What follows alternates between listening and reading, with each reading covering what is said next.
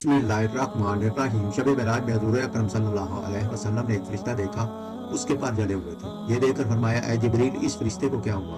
अर्ज की, या रसूल, इस फरिश्ते को अल्लाह ताला ने एक शहर तबाह करने के लिए भेजा था।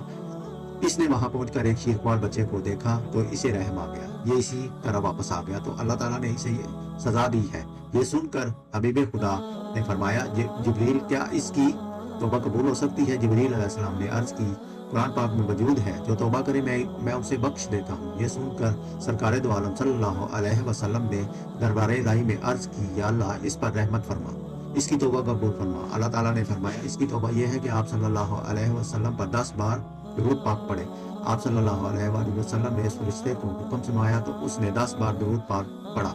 अल्लाह ताला ने इसको पर और बाल अता फरमाए और वो उड़ गया। और मलाइका में ये शोर बरपा हुआ कि अल्लाह ताला ने दुरूद पाक की बरकत से इस फरिश्ते पर रहम फरमाया। सुभान अल्लाह।